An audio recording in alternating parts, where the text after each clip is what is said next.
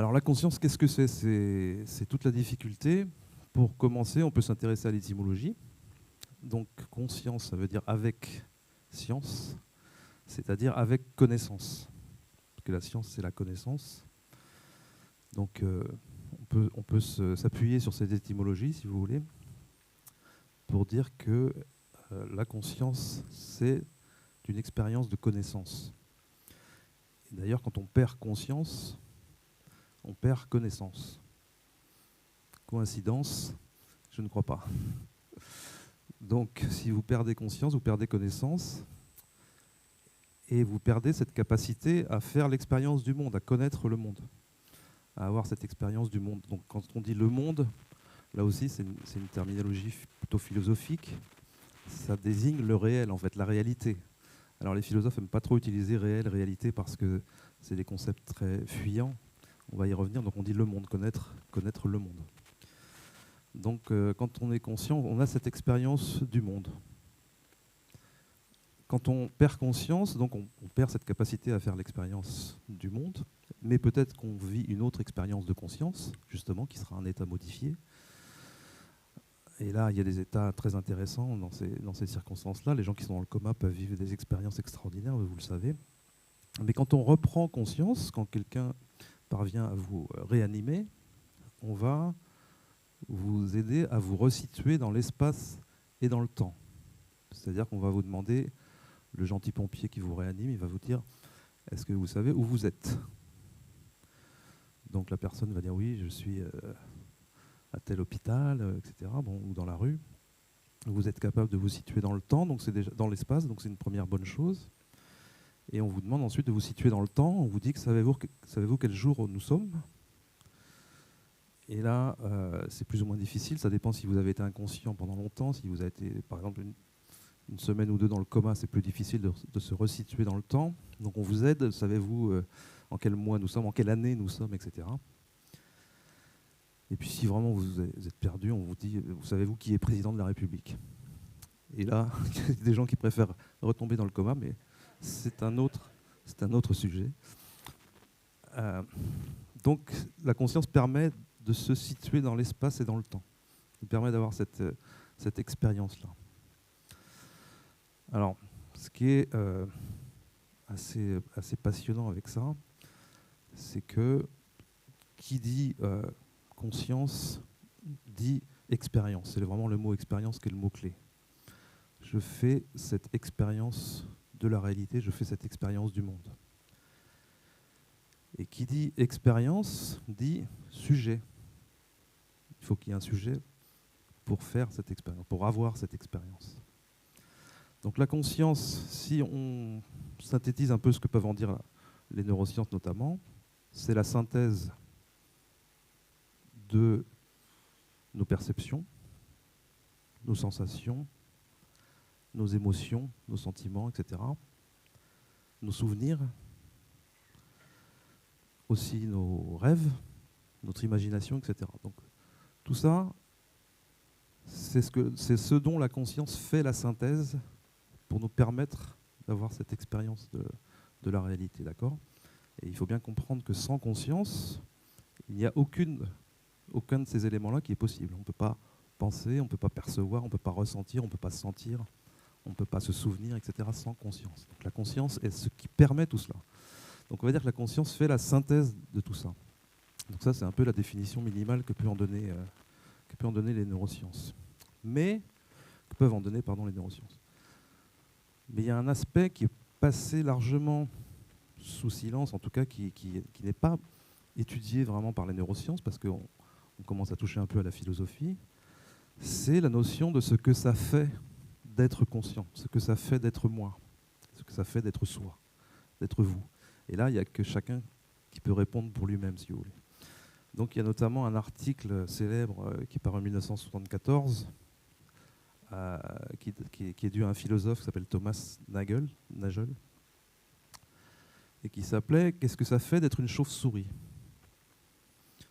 Donc, vous savez que la chauve-souris a une perception du monde complètement différente de la nôtre. Elle perçoit le monde grâce à des systèmes d'écho-radar, etc. On appelle ça les colocations. elle envoie des ondes et puis elle reçoit en retour un signal, ce qui lui permet d'avoir une perception du monde qui n'est pas du tout la même que la nôtre, mais qu'on peut imaginer grâce à cette connaissance qu'on va avoir de l'appareil sensoriel de la chauve-souris. Mais on ne va jamais pouvoir vraiment dire ce que ça fait d'être une chauve-souris, à moins d'être soi-même une chauve-souris. C'est la conclusion de l'article en fait, hein, c'est que voilà, on ne peut pas vivre l'expérience de la chauve-souris à la première personne. Donc c'est cette notion-là qui devient très importante, c'est l'expérience à la première personne. C'est ça la conscience, c'est ce que chacun de nous vit à chaque instant. Une expérience qui est donc subjective, nécessairement subjective. Et il y a une autre expérience qui là est une expérience de pensée qui permet aussi de comprendre ce que c'est que cette expérience à la première personne. C'est une expérience de pensée, donc une expérience imaginaire, qui consiste à décrire donc le quotidien d'une jeune femme qui est chercheuse et qui est spécialiste des couleurs. Donc dans l'article dans lequel on parle de cette chercheuse, elle s'appelle Marie, et c'est une spécialiste des couleurs. Donc elle connaît tout sur les couleurs, elle connaît tout sur les longueurs d'onde associées à chaque couleur, elle connaît tout sur la mécanique du nerf optique, et puis la rétine, évidemment, avant ça, les aires cérébrales, etc., qui font l'intégration de la couleur, etc. Sauf qu'elle vit elle vit et elle travaille dans un laboratoire où tout est en noir et blanc. D'où l'expérience de pensée, parce que ça serait triste si c'était vrai. Elle connaît tout sur les couleurs, mais elle n'a jamais vu de couleur. Vous voyez, donc elle sait exactement ce qu'est une couleur, mais elle n'en a jamais fait l'expérience. Donc la question c'est, le jour où elle sort de ce laboratoire et qu'elle perçoit des couleurs, est-ce qu'elle apprend quelque chose de nouveau? Et la réponse est évidente, c'est oui, puisqu'elle fait cette fois-ci directement l'expérience de la couleur à la première personne. Donc vous voyez que cette notion du sujet qui fait l'expérience, elle est centrale, elle est cruciale. Et qu'on ne peut pas penser à la conscience sans intégrer ce paramètre-là. Donc ce qui fait qu'il y a une expérience et qu'il y a donc un sujet de l'expérience. Et le sujet, c'est chacun de nous. La plupart des scientifiques sont des réalistes. Ils adhèrent à ce qu'on appelle le réalisme en philosophie, c'est-à-dire l'idée que le monde existe indépendamment de quiconque en fait l'expérience, quiconque le perçoit. Le monde existe autour de nous, même si personne ne l'observe, même si personne ne le regarde. Ce qui est assez logique, en plus, intuitivement, on veut croire que les choses se passent comme ça. Mais en fait, ça ne se passe pas vraiment comme ça, c'est plus compliqué. Donc les réalistes, aujourd'hui, ils sont assez secoués, parce qu'il y a de plus en plus d'expériences, et notamment dans la physique quantique, qui montrent qu'on ne peut pas se passer justement du point de vue de l'observateur.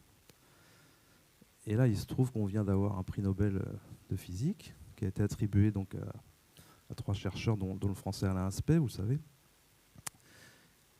Et ces 3 chercheurs sont les 3 chercheurs qui ont mis en évidence le phénomène de l'intrication quantique.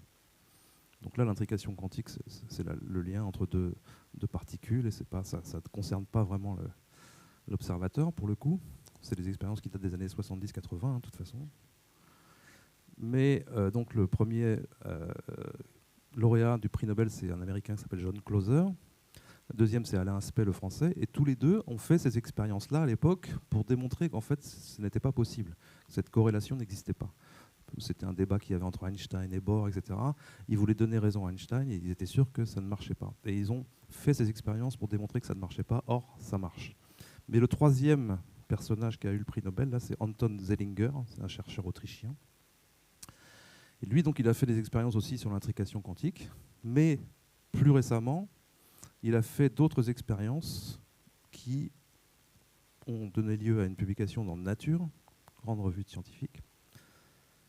Et la conclusion de cet article, c'est que le réalisme n'existe pas, il n'y a plus de réalisme. La réalité n'existe pas, indépendamment de l'observation qu'on en fait, si vous voulez. Donc c'est une espèce de claque au réalisme, mais ça concerne les cercles un petit peu comme ça restreints de philosophes et de physiciens qui s'intéressent à ces questions-là.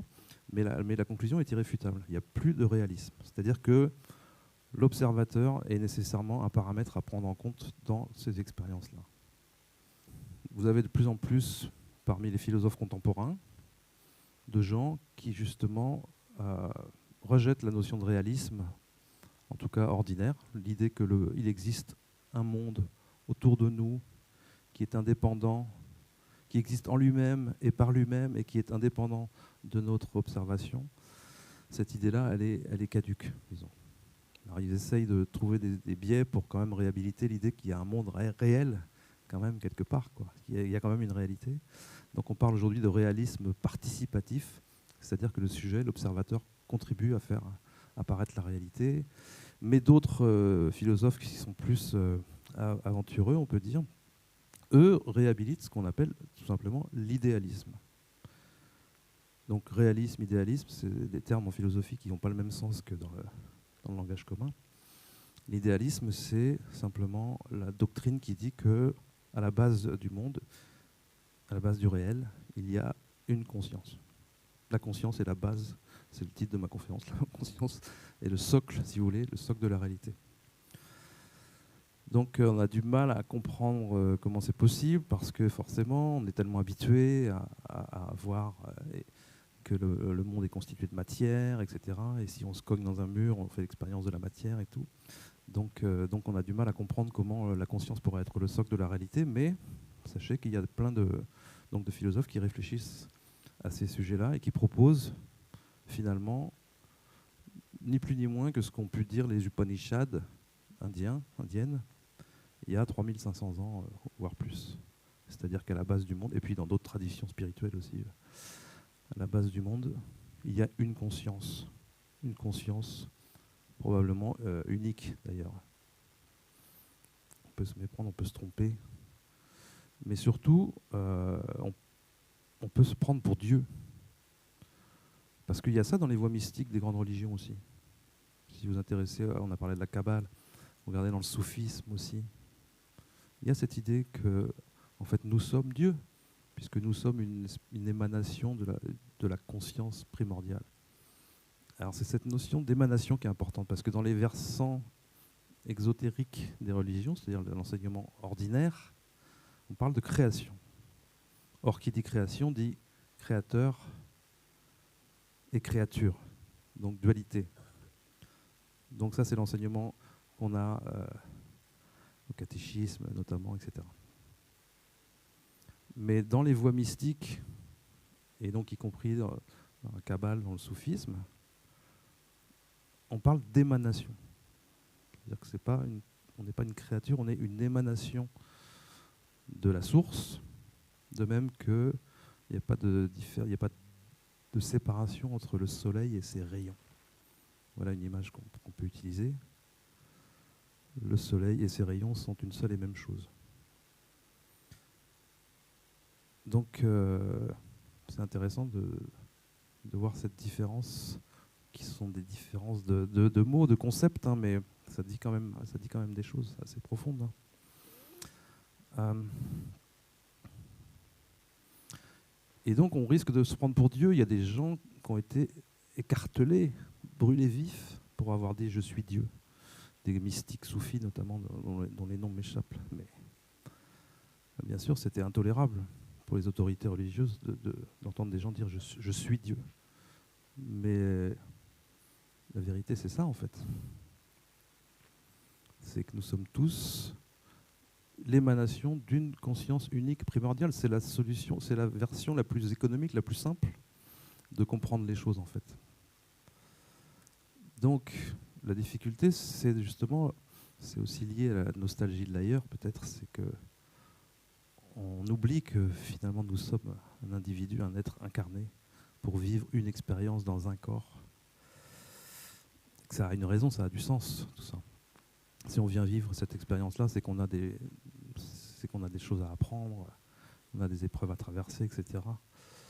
Et qu'il ne faut pas oublier ça. Donc la difficulté, c'est qu'on a toujours cette pensée binaire, l'absolu, le relatif, est-ce que c'est l'un ou c'est l'autre? Il faut arriver à concilier les deux, à sortir de la pensée binaire pour concilier toutes ces choses qui sont paradoxales en fait.